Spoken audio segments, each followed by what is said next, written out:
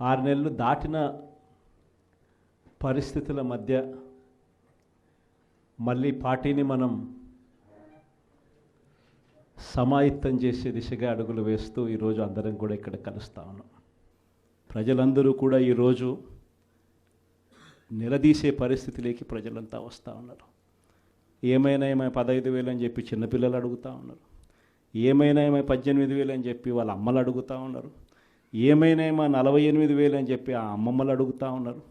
ఏమైంది 36,000 అని చెప్పి చిన్నపిల్లలు ఉద్యోగం కోసం ఎదుగుతూ ఉన్న పిల్లలు అడుగుతూ ఉన్నారు. ఏమైంది 20,000 అని చెప్పి రైతన్నలు అడుగుతూ ఉన్నారు. వీళ్ళకి ఎవ్వరికీ కూడా చంద్రబాబు నాయుడు అనే వ్యక్తి వాళ్ళ పార్టీకి సంబంధించిన క్యాడర్ సమాధానం చెప్పలేని పరిస్థితిలో వాళ్ళ పార్టీ వాళ్ళ పెద్దలు అందరూ కూడా ఏం చేస్తూ ఉన్నారు? Diversion politics. ప్రతిరోజు ప్రతి నెల ఒక టాపిక్ తీసుకొస్తారు. ఏదో ఒక టాపిక్ తీసుకొచ్చి గోబల్స్ ప్రచారంలో భాగంగా ప్రతి ఒక్కడు దాన్ని అందుకుంటారు. ఓసారి తిరుపతి లడ్డు అంటారు, ఇంకొకసారి జూన్లో ఋషికొండ భవనాలు అన్నారు, జూలైలో శ్వేతపత్రాలు మదనపల్లి ఫైల్స్ అన్నారు, ఆగస్టులో ముంబై నటి నా పేరేం పేరు కాదాంబరి అన్నాడు, సెప్టెంబర్లో ప్రకాశం బ్యారేజీని బోట్లతో ఢీకొట్టి గేట్లను పడగొట్టాలని చెప్పి మనం ప్లాన్ చేసినామని అంటాడు. అక్టోబర్లో సరే ఇంకా ఎట్టాగ మీరు అంతా చూశారు, నా కుటుంబాన్ని తీసుకొచ్చినాడు. నవంబర్కి వచ్చేసరికి బడ్జెట్పై దృష్టి మళ్లించడానికి 14 లక్షల కోట్ల అప్పులు అని చెప్పి, డిసెంబర్లోకి వచ్చేసరికి ఇప్పుడు కొత్తగా మీరు అంతా మనం చూస్తూ ఉన్నాం రేషన్ బియ్యం అంటానండి. ఇప్పుడు కొత్తగా కనిపిస్తూ ఉందా రేషన్ బియ్యం అని చెప్పి. ఇప్పుడు నాకు నిజంగా ఆశ్చర్యం అనిపిస్తుంది ఆ రేషన్ బియ్యం కథలీలు చెప్తా ఉన్నప్పుడు. ప్రభుత్వంలో ఎవరున్నారు అని, ప్రభుత్వంలో మనం ఉన్నామా, ప్రభుత్వంలో వాళ్ళు ఉన్నారా అని నాకు అర్థం కాల. 7 నెలలు అయిపోయింది, దాదాపుగా 6.5 నెల అయిపోయింది వాళ్ళ ప్రభుత్వం వచ్చి. 6.5 నెల 7 నెలలు అవుతూ ఉంది వాళ్ళ ప్రభుత్వం వచ్చింది. ఎమ్మెల్యేలు వాళ్ళు, మంత్రులు వాళ్ళు, కలెక్టర్లు వాళ్ళు, జాయింట్ కలెక్టర్లు వాళ్ళు, పోలీసులు వాళ్ళు, ఎంఆర్ఓలు వాళ్ళ అధికారులే, చెక్ పోస్టులు వాళ్ళవి, అన్నీ వాళ్ళవే. ఇవన్నీ దాటుకొని మళ్ళీ పోర్టుకు వచ్చింతే పోర్టులో కస్టమ్స్ అధికారులు, పోర్టులో సిఐఎస్ఎఫ్ పోలీసులు, ఇవన్నీ కూడా వీళ్ళు పొత్తులో ఉన్న కేంద్ర ప్రభుత్వం మనుషులు. మరి ఇవన్నీ దాటుకొని ఏదైనా మెటీరియల్ బోటులోకి పోగలుగుతుందా? ఆశ్చర్యం ఏమిటంటే ఈయన పోయిన బోటు పక్క బోటే ఫైనాన్స్ మినిస్టర్, ప్రస్తుత ఫైనాన్స్ మినిస్టర్ పయ్యావుల కేశవ్ వాళ్ళ సొంత వియ్యంకుడిది, శ్రీనివాసరావు గారిని సొంత వియ్యంకుడిది, పట్టాభి రైస్ ఎక్స్పోర్ట్స్. ఆయన ఎక్స్పోర్ట్ చేస్తాడు పక్కన, అదే పోర్ట్లోనే పక్కన. అడిగిపోడు దీంట్లోకి వచ్చి మాట్లాడతాడు.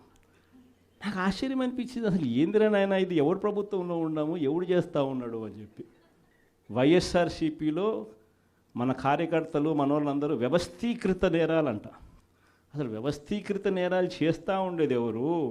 చేస్తూ ఉండదు వాళ్ళు, చేసింది వాళ్ళు, మన మీద ఏళ్ళెత్తి చూపిస్తూ ఉండరు. నిజంగా ఇవన్నీ చూసినప్పుడే అసలు ఎందుకు జరుగుతూ ఉన్నాయి ఇవన్నీ అని చెప్పి చూస్తే, రైస్ ఎక్స్పోర్ట్స్లో ఆంధ్ర రాష్ట్రం, ధాన్యం ఎక్స్పోర్ట్, బియ్యం ఎక్స్పోర్ట్స్లో ఆంధ్ర రాష్ట్రం నెంబర్ 1గా ఇప్పుడు నుంచి కాదు, దశాబ్దాలుగా మనమే నెంబర్ 1. తెలంగాణ నుంచి బియ్యం మన దగ్గరికే వస్తుంది, ఆంధ్ర నుంచి రైతులు పండించిన బియ్యాన్ని ఇక్కడి నుంచి ఎక్స్పోర్ట్ చేస్తారు. అది తప్పేం కాదు, ఎప్పటి నుంచో దశాబ్దాలుగా జరుగుతూ ఉంది.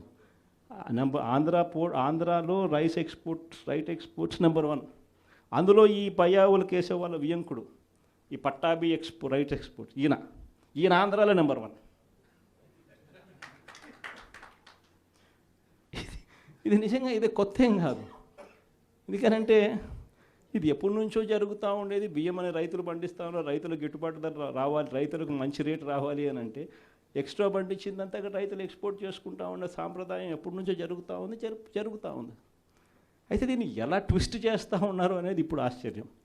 మన ప్రభుత్వంలో డీలర్ల వ్యవస్థను మనం పక్కన పెట్టి ఇంటి వద్దకే బియ్యం సప్లై కింద మనం MDUs తీసుకొచ్చి మొబైల్ డిస్పెన్సింగ్ యూనిట్లను తీసుకొచ్చి ఇంటి వద్దకే బియ్యం సప్లై తీసుకుపోయినాం. మొట్టమొదటిసారిగా మనం బియ్యం క్వాలిటీని పెంచినాం. మధ్యస్థు సన్నకార బియ్యం ప్రమోట్ చేసినాం, ఇవ్వడం. స్వర్ణ బియ్యం అని తీసుకొచ్చి సాటెక్స్ చేసి 800 కోట్ల సంవత్సరానికి అదనపుగా ఖర్చు పెట్టి బియ్యంలో నూకల శాతం తగ్గించి సాటెక్స్ చేసి ప్రజలకు మంచి బియ్యం, తినగలిగిన బియ్యం ఇస్తే వాళ్ళు ఎదురు అమ్ముకునే పరిస్థితి ఉండదు అని చెప్పి దానికి ఫుల్ స్టాప్ పెట్టే కార్యక్రమం చేసింది ఎప్పుడైనా జరిగిందని అంటే అది ఒక్క వైఎస్ఆర్సీపీ ప్రభుత్వ హయాంలోనే జరిగింది. ఈరోజు వీళ్ళు ఏం చేస్తూ ఉంటారు? ఈరోజు ఒక పద్ధతి ప్రకారం ఫస్ట్ ఇంటి వద్దకే బియ్యం ఆపేసినారు. వాళ్ళకి ఇచ్చే బియ్యం ఇంతకుముందు మనం సాటెక్స్ చేసి మంచి క్వాలిటీ బియ్యం మనం ఇస్తూ ఉంటే, మధ్యస్థు సన్నకార బియ్యం సాటెక్స్ చేసి మనం ఇస్తూ ఉంటే ఈరోజు లేదు. ఈరోజు నిర్వీర్యం చేశారు. చేసి వీళ్ళు ఇవన్నీ చేస్తూ ఉండి